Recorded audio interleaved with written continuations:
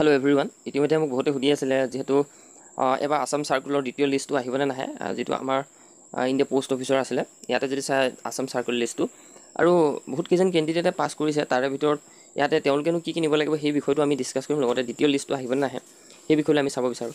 ইয়াতে উল্লেখ কৰিছে this short listed candidate should get their document verified through the divisional head mention against their name before 3 তাৰিখ 9 মাহ 2024। অৰ্থাৎ আপোনালোকৰ যিসকলে পাছ কৰিছে, যিসকলৰ নাম আহিছে, তেওঁলোকে মোক কৈছিলে যে কি কৰিব লাগিব, তেওঁলোকৰ যিহেতু শ্বৰ্ট লিষ্ট কেণ্ডিডেটসকলে ডকুমেণ্ট ভেৰিফাইড কৰিব লাগিব, যিটো ডিভিজনেল হেড ইয়াত মেনশ্যন এগেইনষ্ট দেয়াৰ নেম। ইয়াতে উল্লেখ কৰিছে 3 তাৰিখ 9 মাহ 2024। ইয়াতে যিখিনি আপোনালোকৰ ডিভিজনেল হেড হয় সেইখিনি মেনশ্যন কৰি দিছে যিহেতু ৰিজাল্টতে, তেওঁলোকে তাত গৈ ডকুমেণ্ট ভেৰিফাই কৰিব লাগিব 3 তাৰিখ 9 মাহ 2024 তাৰিখৰ আগত।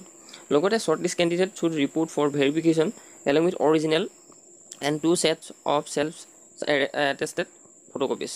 আৰু লগতে আপোনালোকে যিসকল পাছ কৰিছে তেওঁলোকে ৰিপৰ্ট কৰিব লাগিব, ভেৰিফিকেশ্যন কৰিব লাগিব। তাৰ বাবে আপোনালোকৰ অৰিজিনেল ডকুমেণ্টখিনি, লগতে ইয়াতে 2 sets of self attested photocopies আৰু 2টা চেল্ফ এটেষ্টেড ফটোকপি ইয়াতে প্ৰয়োজন হ'ব বুলি কৈছে। লগতে of all the relevant document, যিখিনি ৰিলেভেণ্ট ডকুমেণ্ট হয় সেইখিনি আপোনালোকে ইয়াত নিব লাগিব, লগতে চেল্ফ এটেষ্টেড কৰিব লাগিব বুলি উল্লেখ কৰি দিছে।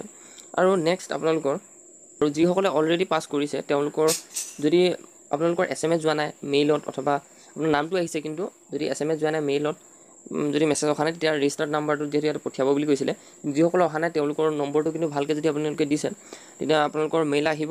যদি মেইল নাহে তেতিয়া আপোনালোকৰ অলপ প্ৰব্লেম হ'ব ডকুমেণ্ট ভেৰিফিকেশ্যনত। আৰু ডেটটো ইয়াতে উল্লেখ কৰিছে 19 তাৰিখ 8 মাহ 2024 দিনাখন যিটো ৰিজাল্ট প্ৰকাশ কৰিছে, আৰু ইয়াতে আপোনালোকৰ চেণ্ড কৰিয়ে দিছিলে যিসকলে পাছ কৰিছে। এতিয়া মোক বহুতে সুধিছিলে যে এবাৰ যিটো পাৰ্চেণ্টেজ হয় প্ৰায় 90 আৰু কিছুমান 88ও পাই গৈছে। আপোনালোকে চাওক যিহেতু সকলোখিনি ৱাইজবিলাক বেলেগ বেলেগ হয় পাৰ্চেণ্টেজৰ, কিছুমানে 88.5 পাই গৈছে, কিছুমানে 75 পাই গৈছে, কিছুমানৰ 92, 95 এনেকুৱা ধৰণৰ পাৰ্চেণ্টেজ ইয়াতে শ্ব' হৈছে, কিছুমানে 88। আৰু আমাৰ যিহেতু অসমৰ নেক্সট লিষ্টটো আহিবলৈ নাহে, যিহেতু প্ৰত্যেকবাৰে second list, first list, third লিষ্টলৈকে আহে। এইবাৰ পোষ্ট অফিচত আমাৰ অসমৰ কাৰণে কম পদ আছিলে, চ' গতিকে ছেকেণ্ড লিষ্টটো আশা কৰিব নোৱাৰি, কাৰণ পদ আমাৰ টোটেল আছিলে অল টোটেল ইয়াতে যদি চাই আপোনালোকে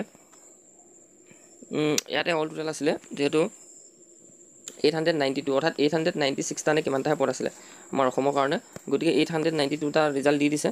চ' গতিকে ছেকেণ্ড লিষ্টটো নাহে। যদি আৰু বাকী 6-5টা ডিভিজনত যদি দিব আছে তেতিয়া ছেকেণ্ড লিষ্টটো অহা চান্স আছে, যিহেতু ইয়াতে 892টাহে ৰিজাল্ট দিছে, টোটেল 896টা আছিলে। গতিকে ছেকেণ্ড লিষ্টটোত হয়তো আপোনালোকৰ নাম থাকিব পাৰে যদি আহে, কিন্তু প্ৰায় সংখ্যক 892টা দিয়ে দিলে আৰু চাগে নিদিব পাৰে ৰিজাল্ট ছেকেণ্ড লিষ্টৰ কাৰণে। গতিকে যিসকলে সুধি আছিলে তেওঁলোকক জনাই দিলোঁ কথাখিনি। আৰু ডকুমেণ্ট যদি কিবা ভেৰিফিকেশ্যনৰ ক্ষেত্ৰত আপোনালোকে জানিব বিচাৰে নিশ্চয়ৰূপে আমাৰ টেলিগ্ৰাম চেনেলটো জইন কৰিব।